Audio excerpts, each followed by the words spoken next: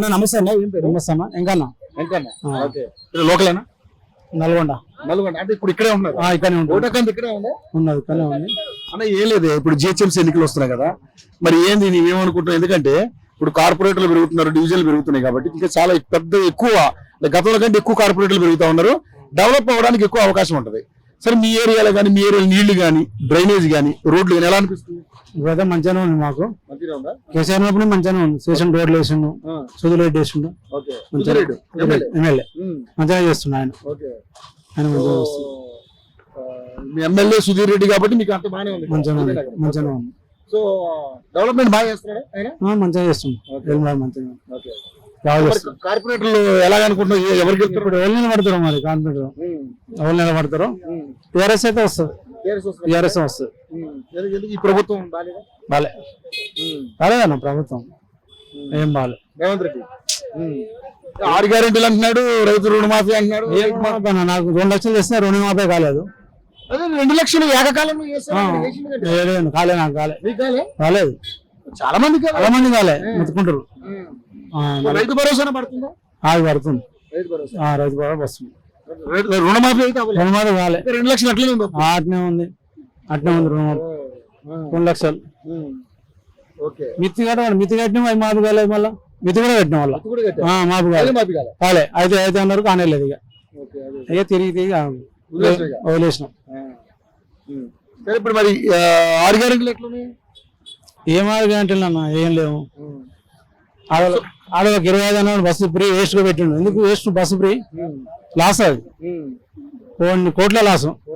మొగల మీద డబల్ వేసాము, ఆడవాళ్ళకి ఫ్రీ పెట్టిండు. ఏం లాభం ఉంది? అది ఏంటి? నల్గొండ పోవాలంటే మాకు 150-200 అవుతున్నాయి బస్సుకు. ఎందుకు ఆగం? 200 యూనిట్ వస్తుంది, ఒకటి వస్తుంది, ఫ్రీ వస్తుంది. గ్యాస్ గ్యాస్ వస్తలేదు, రావట్లే. మహిళలకు ఇస్తాను 25 లేవు, 4000 పింఛన్ లేదు. అవన్నీ ఏం లేవు. అదొకటి బస్సు ఫ్రీ పెట్టిన, అంతే పేరుకు. 200 కరెంట్ ఫ్రీ. అందుకని ఆడవాళ్ళు ఆశపడి ఓట్లు వేసారు, కానీ ఈసారి అయితే రాడు. ఇక పక్క రాడు. మరి ఎవరికి ఛాన్స్ ఎవరికి ఉంది? ఎందుకంటే 10 ఏళ్ళు బీఆర్ఎస్ కి ఇచ్చారు, మరి 5 ఏళ్ళు కాంగ్రెస్ కూడా ఇచ్చారు. 3 ఏళ్ళు చేస్తే సరిపోయింది ఆయనకు. కాంగ్రెస్ కు ఏం చేసిండు? ఏం చేయలే. కేసీఆర్ చేసినట్టు ఏం చేసిండు? ఆయన ఏం చేయలేదు. బీజేపీకి ఒక అవకాశం రాదా? ఏది బీజేపీ అంతా లేదు. టీఆర్ఎస్ పక్క టీఆర్ఎస్ కాదు. నేను ఎందుకు అడుగుతున్నా, బీజేపీ మరి రాష్ట్రంలో మనకి 8 మంది ఎంపీలు ఉన్నారు. 8 మంది ఎంపీలు.